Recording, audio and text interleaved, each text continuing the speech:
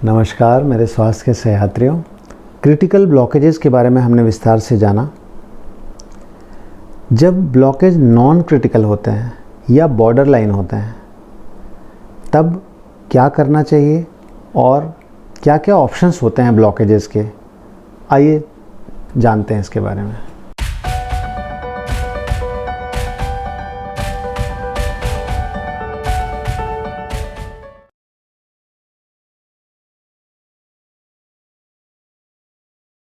पिछले एपिसोड में मैंने बहुत विस्तार से बताया कि क्रिटिकल ब्लॉकेजेस क्या होते हैं। 70% या उससे ज़्यादा ब्लॉकेज हैं तो वो ब्लॉकेज क्रिटिकल माने जाते हैं। ब्लॉकेजेस किस लोकेशन पे हैं, कहाँ हैं, कितने सारे हैं, ये सब भी ब्लॉकेज की क्रिटिकलिटी को डिसाइड करते हैं। आज के एपिसोड में हम इस बारे में चर्चा कर रहे हैं कि अगर ब्लॉकेज जो हैं वो 70% से कम हैं, सपोज़ किसी को 60% ब्लॉकेज है, 55% ब्लॉकेज है, आपको ये बात क्लियर करना ज़रूरी है कि अगर ब्लॉकेज 50% या उससे कम है तो ये बिल्कुल ही नॉन क्रिटिकल ब्लॉकेज होते हैं। इन ब्लॉकेजेस में दवाई गोलियों के माध्यम से ही ट्रीटमेंट किया जाता है। ऐसा माना जाता है कि ये ब्लॉकेज फ्लो में किसी तरह का रुकावट, सिग्निफिकेंट रुकावट पैदा नहीं करते और वो आपको किसी तरह का मेजर इशू नहीं करेगा अधिकांशतः केसेस में। जो बॉर्डर लाइन ब्लॉकेज होते हैं, बॉर्डर लाइन ब्लॉकेज का मतलब होता है कि सपोज़ 51% से लेके 69% तक के बीच के ब्लॉकेज जो हैं, 51 to 69% के बीच के ब्लॉकेज, इन ब्लॉकेजेस में जब अगर मान लीजिए आपको किसी ने एक नस में ब्लॉकेज है, वो 65% ब्लॉकेज है या 55% ब्लॉकेज है, इस तरह के ब्लॉकेज जब होते हैं तो ये निर्णय करना बहुत ज़रूरी होता है कि क्या ये ब्लॉकेज क्रिटिकल हैं। एक सामान्य व्यक्ति को समझना चाहिए कि कोई भी ब्लॉकेज तब क्रिटिकल होता है जब वो फ्लो में रुकावट पैदा कर रहा है। वो जो खून का बहाव है जो नसों में हो रहा है, अगर वो इतना ज़्यादा है कि आगे बहाव में रुकावट पैदा हो रही है तो वो ब्लॉकेज क्रिटिकल हुआ। इस चीज़ को जानने के लिए एक टेक्निक होती है, एक नई पद्धति है जिसे हम बोलते हैं FFR या फ्रैक्शनल फ्लो रिज़र्व। इस पद्धति में बेसिकली ये एक एंजियोग्राफी की तरह की एक पद्धति होती है जिसमें कि एक सेंसर तारों के माध्यम से उस ब्लॉकेज के एक क्रॉस डाला जाता है। मतलब उस ब्लॉकेज को पार करते हुए उस नस में हम एक तार डालते हैं जिसमें कि सेंसर लगे होते हैं जो उस नस के अंदर खून के बहाव के प्रेशर को नापते हैं और उस ब्लॉकेज के पहले और ब्लॉकेज के बाद के प्रेशर में कितना डिफरेंस है, उनके रेशियो को नापा जाता है।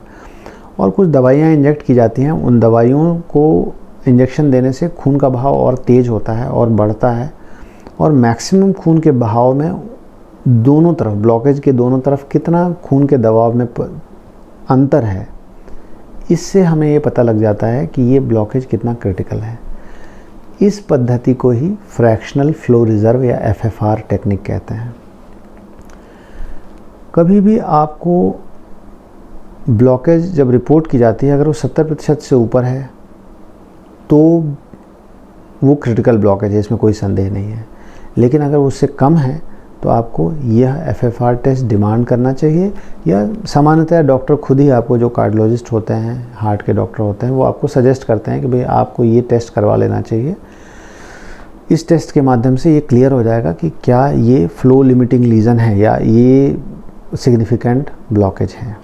अगर वो फ्लो लिमिटिंग लीजन नहीं आता, अब FFR की वैल्यू सामान्यतः अगर 0.75 0.75 से ज़्यादा है तो इसका मतलब वो फ्लो लिमिटिंग लीजन नहीं है, उसमें कोई चिंता करने की बात नहीं है, आप उसको दवा गोलियों से ही चला सकते हैं। लेकिन अगर ये 0.75 से कम है तो ये सिग्निफिकेंट ब्लॉकेज हुआ और इसमें आपको फर्दर ट्रीटमेंट की ज़रूरत है।